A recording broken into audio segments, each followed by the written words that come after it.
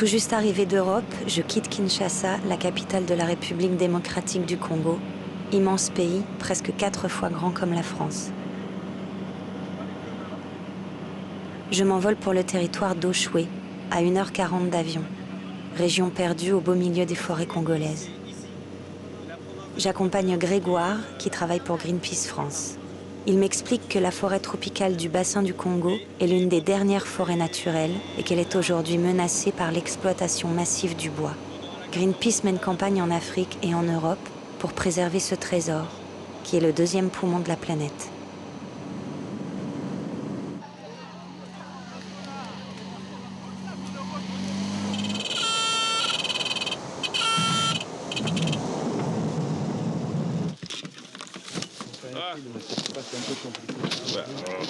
Bonjour. C'est qui? C'est qui? Marion. Marie. Bonjour, Mario. Bonjour. Suivez-moi, agent de l'environnement. Bonjour. Enchanté.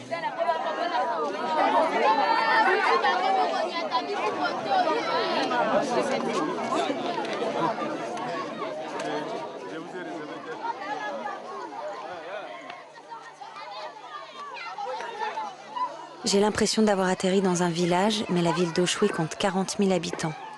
Il n'y a ni eau courante, ni électricité. C'est l'unique ville importante de ce territoire, recouvert d'une forêt aujourd'hui en danger. Le principal moteur de la destruction, de la dégradation des forêts dans le bassin du Congo, c'est l'exploitation industrielle à très grande échelle. Il y a très peu d'arbres qui sont coupés par ce type d'exploitation, donc il reste la majorité des arbres.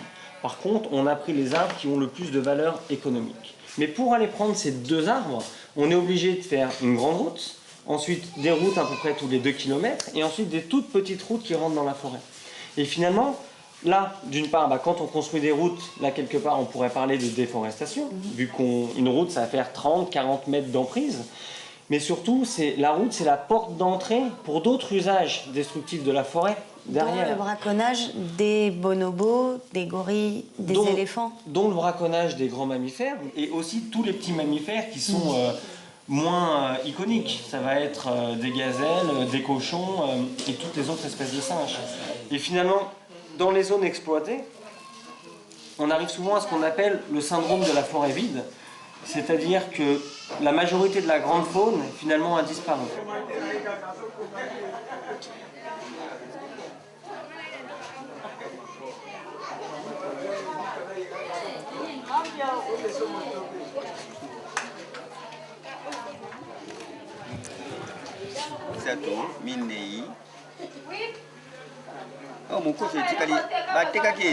Ça c'est des gazelles.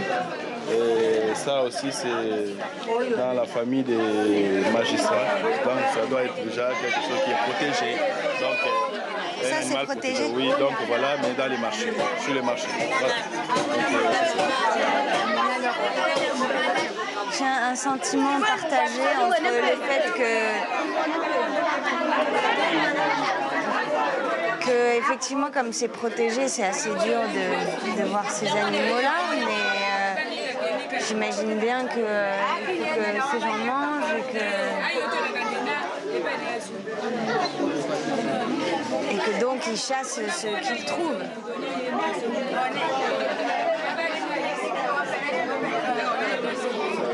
Mais j'ai pas très envie de manger.